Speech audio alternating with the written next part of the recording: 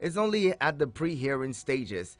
Also, we see that yesterday, emanating from that proceeding was the fact that, or pre-hearing was the fact that the, the the the parties were unable to reconcile documents, and the Labour Party says they haven't been able to gain access to some documents that they requested from INEC. INEC, according to them, had asked them to pay a certain sum, and they haven't been able to pay that. And the lawyer for the Labour Party is saying that that amount is what INEC is asking them to pay is just too much, and they would not be paying that. It doesn't seem like they would be paying that. So the courts have said they have till Friday 19th to reconcile all of the documents and come back for the pre-hearing. Would the Labour Party go ahead to pay the money, saying 1.5 million naira for these documents? Would they be able to pay that and get the documents that they require to prosecute or follow their case in court or not? What's going to happen? We'll leave that. We may not be talking about the case in court, but then the Labour Party, if it has a leadership crisis, what then would be made of their petition in court? We've seen over time that technicalities have been the grounds for which some cases were struck out of court.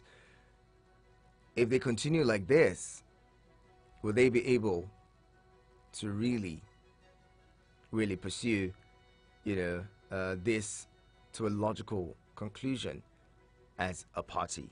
Or would it just be the presidential candidates that would be, following this up and pursuing this case in court? What would that mean for the Labour Party in general?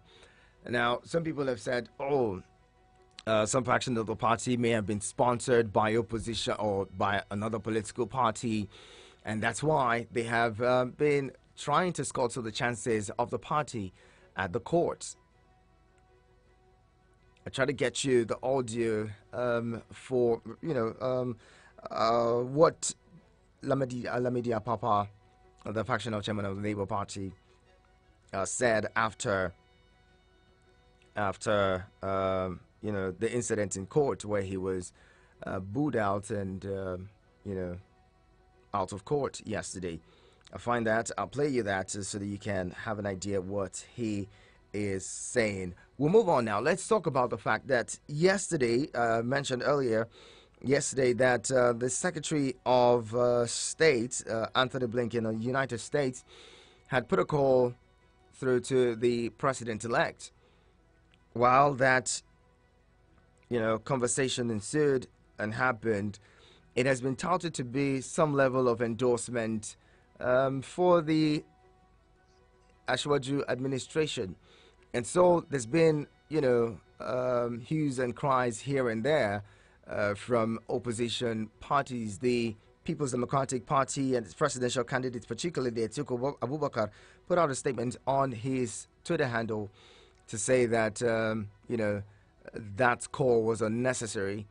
That call from, the Secretary of State. But then, looking at this, doesn't the U.S. have, to continue to maintain relations with Nigeria? This is country, two countries that have had bilateral relations over time.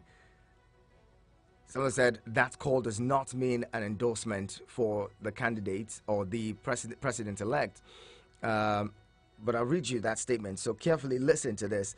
This is what the secretary had said in the call, according to the readables extracted. Says Secretary of State Anthony Blinken spoke this morning with Nigerian President-elect Bola Ahmed Tinubu to emphasize his continued commitment to further strengthening the U.S.-Nigeria relationship with the incoming administration. The secretary noted that the U.S.-Nigeria partnership is built on shared interest and the strong people-to-people ties, and that those links should continue to strengthen under President-elect Tinubu's tenure.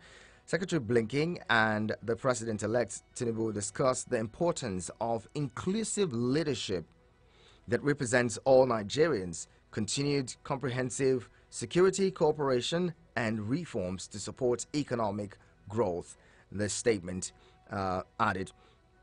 Now, let's get to what Atiku Abubakar has said yesterday on his Twitter handle, to chide the Secretary of State, Anthony Blinken. He says, I am in disbelief that Secretary Blinken called Tinubu a contradiction to the publicly stated position of the U.S. on Nigeria's 2023 presidential election. This is inconceivable, considering that America, as the bastion of democracy, is well briefed on the sham election of February 25. To give legitimacy to the widely acknowledged fraudulent election in Nigeria can be demoralizing to citizens who have hedged their bet on democracy and the sanctity of the ballot. Now that's Atiku's statement, Atiku's thoughts on that call put across by the U.S. Secretary of State. Now, when things happen in this country, somehow it seems like we're constantly looking to have, the U.S. and all make comments before it becomes valid. Nigeria is an independent, a sovereign nation. So when Nigeria and Nigerians decide whether or not the U.S. says or doesn't say should not really matter, if you ask me. But the U.S. does. Nigeria does not have, any form of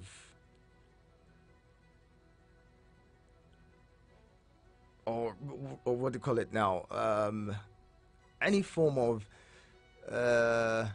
authority over or claim over what happens in the U.S., especially with government and governance.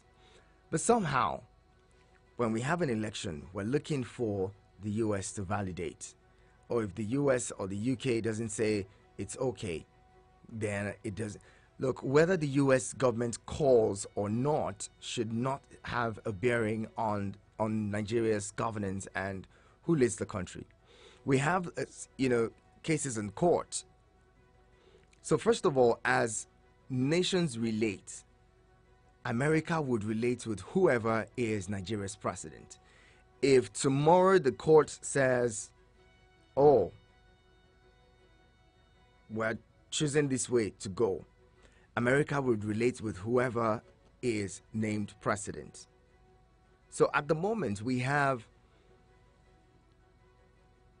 Asiwaju Ahmed Bola Tinubu as president-elect, as declared by the Independent National Electoral Commission, the body charged with the responsibility of conducting elections in Nigeria.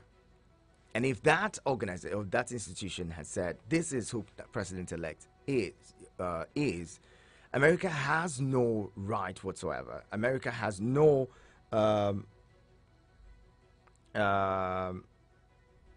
opinion, or maybe they have an opinion, but they have no rights to decide whether or not that person would be president or not. If Nigerians have said this is who our president is, then America has no option or no choice but to fall in line and relate with that person, because in actual terms, America is not relating with an individual. It is relating with Nigeria as a sovereign nation.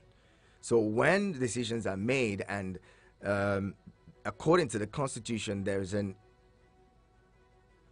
president-elect who would be inaugurated or sworn in on the 29th of May. America has no choice but to deal with that man, whoever it is. If it had gone the other way and somebody else was declared winner in the election, America would still relate with that person. So the fact that we are constantly talking about, oh, America endorsing or America not endorsing, it really shouldn't count, because we the people should be the ones who decide who leads us. And the entire, Committee of Nations should be able to relate and deal with that person. And as it stands today, by the Constitution, that person is Senator Ahmed